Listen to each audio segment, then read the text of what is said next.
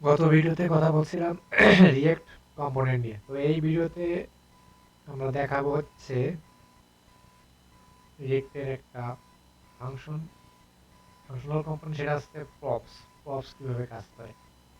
তো তার আগে আমরা একটা জিনিস দেখে আসি, সেটা হচ্ছে ম্যাপ। তো ম্যাপটা অনেক গুরুত্বপূর্ণ জিনিস, যেটা আমাদের প্রায়ই কাজে লাগবে। তো ডাটা প্রিন্ট করার ক্ষেত্রে প্রায়ই কাজে লাগবে। ডাটাবেস থেকে কোনো ডাটা এনে আমরা প্রিন্ট করার ক্ষেত্রে প্রায়ই ম্যাপ ইউজ করি। তো ম্যাপটা কি? ধরো অনেকগুলো ডাটা আছে ডাটাবেজে।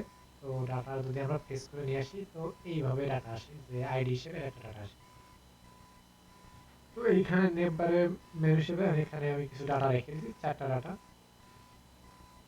তো এই 4টা ডাটা এখানে আমরা নেম বার যদি প্রিন্ট করতাম, তাহলে কি 4 লাইনে প্রিন্ট করা লাগতো।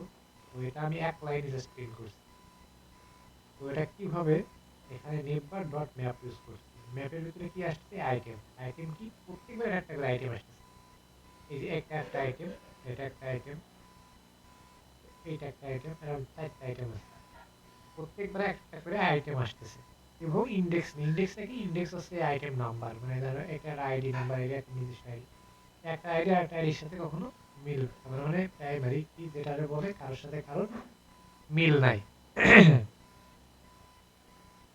তো এখানে ম্যাপের ভিতরে আইটেম আসতেছে এবং আমরা এটা প্রিন্ট করতেছি ইন্ডেক্স নাম্বার, যেটা বললাম যে আইডি নাম্বার।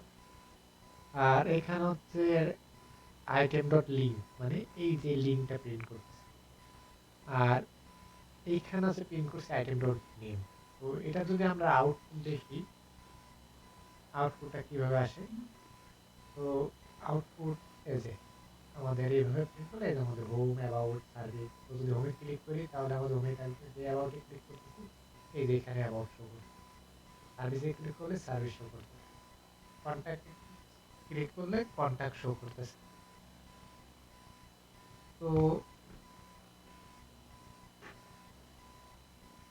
এখন হচ্ছে আমরা দেখব প্রপস কি।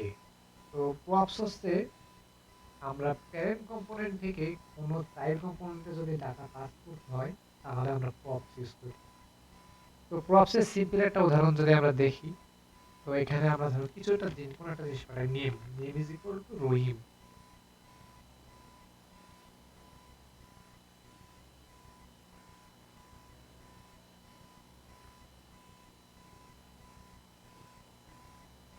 এটাকে আমরা পাঠাবো ফুটার কম্পোনেন্টে। তো এটা ফুটার কম্পোনেন্টে যদি পাঠাই, এখানে তো আমরা কি পাঠাইছিলাম, যে নেম পাঠাইছিলাম। তো এখানে আমরা প্রপস ইউজ করতে হবে অবশ্যই।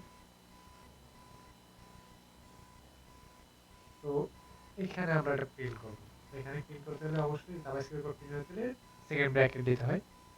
তো এখানে প্রপস,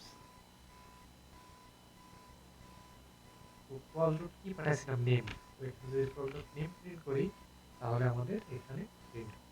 যদি সেভ দিই, বা যদি রিলোড দিই, এই যে আমাদের নেম। তো এটা প্রপসে এভাবে কাজ করে। প্রপসে আমরা আরো কিছু পাঠাইতে পারি। ধরো আমরা এখানে তো এটা পাঠালাম, আমরা নেম বারে আমরা কিছু ডাটা রাখছিলাম। এই ডাটাগুলো আমরা এটা নিয়ে যাই হচ্ছে অ্যাপ ডট জেএক্স। তো এইখানে নিয়ে এইখানে আমরা যদি এটা প্রিন্ট করে এখানে কি করি, এইটারে আমরা পাঠাবো। এটা কিভাবে পাঠাবো, আমরা নেম বারে। তো আমরা কি পাঠাচ্ছি, নেম মেনু পাঠাচ্ছি। তো এটারে কন্ট্রোল সি দিয়ে কন্ট্রোল ভি দিই। তো এটা যদি এইভাবে পাঠায়, এখন যদি রিসিভ করি, জাস্ট নেম মেনু দিয়ে পাঠাই। নেম বারেতে আমরা জাস্ট রিসিভ করে এটা কন্ট্রোল সেভ দিই। এখন দেখি কি অবস্থা, কাজ করছে কিনা। না, এটা এইভাবে পাঠানো হবে না, যেহেতু আমরা এখানে একটা অনেকগুলো মাল্টিপল ডাটা পাঠাচ্ছি। তো এক্ষেত্রে এখানে সেকেন্ড ব্র্যাকেট ইউজ করতে হবে। তো এটা হচ্ছে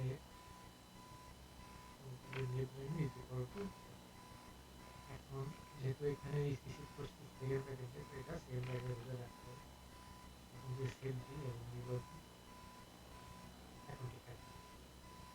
এই যে ঠিকঠাক এখন কাজ করতেছে। আমরা কি করলাম, একটা প্যারেন্ট কম্পোনেন্ট থেকে একটা চাইল্ড কম্পোনেন্টে ডাটা পাস করলাম। তো এখন ঠিকঠাক কাজ করতেছে সবকিছুই। ওকে। তো প্রপস কিভাবে কাজ করে এটা আমরা দেখলাম। আমরা app.js থেকে আমরা নেম বারে ডাটা পাঠালাম এবং সেটা রিসিভ করে ম্যাপের মাধ্যমে প্রিন্ট করব। ঠিক আছে, এতটুকু।